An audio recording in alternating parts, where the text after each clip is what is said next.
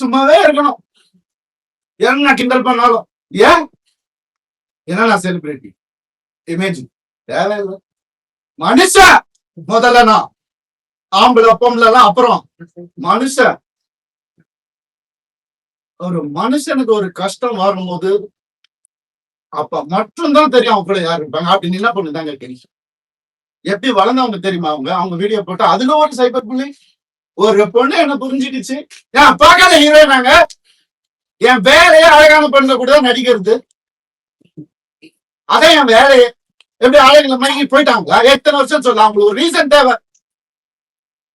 எதுக்கு போறான்னு தெரியல. இதை புடி போடு, எவிடன்ஸ் கிரியேட் பண்ணு, இது பண்ணு, இன்வெஸ்டிகேட்டிவ் ஆபீசரை கூப்பிடு. வரும், எல்லா ப்ரூஃப் வருது, எல்லாம் வரும். ஒவ்வொன்னா வெளியே வரும். அவங்க குடும்பத்தில இருந்தே வரும். அவங்க குடும்பத்திலிருந்தே நிறைய கான்டாக்ட். உங்களுக்கு எதாவது வேணும் சொன்னா வந்து பாய புத்திக்கிட்டு வேண்டாம், தேவையில்லை, நான் ஹேண்டில் பண்ணி ஒரு நாள்ல என்ன முடிச்சு பண்ணு. பசங்க ஒரு காண்ட வாய மூத்து இருந்தாங்க. என்னெல்லாம் போய் கேட்டு பாருங்க அந்த வீட்டுல என்னெல்லாம் நடந்திருக்குன்னு. ஊருக்கே தெரியும் அந்த வீட்டுல என்னெல்லாம் நடந்திருக்குன்னு. எங்க அப்பா அம்மா கையெடுத்து காலை ஊந்து கேட்டாங்க, என்ன வேணாப்பா இந்த குடும்பம்னு சொன்னாங்க.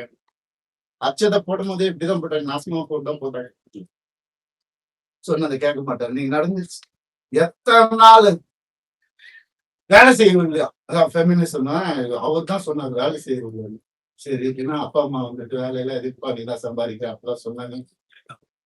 சரி, வீட்டை விட்டு வெளியே விட்டோம். அப்பயாவது கேட்டு ஃபெமினிஸ்ட் இருந்தா என்ன பண்ணணும்? நான் போவேன் வேலைக்குன்னு சொல்லியிருக்கணும்ல.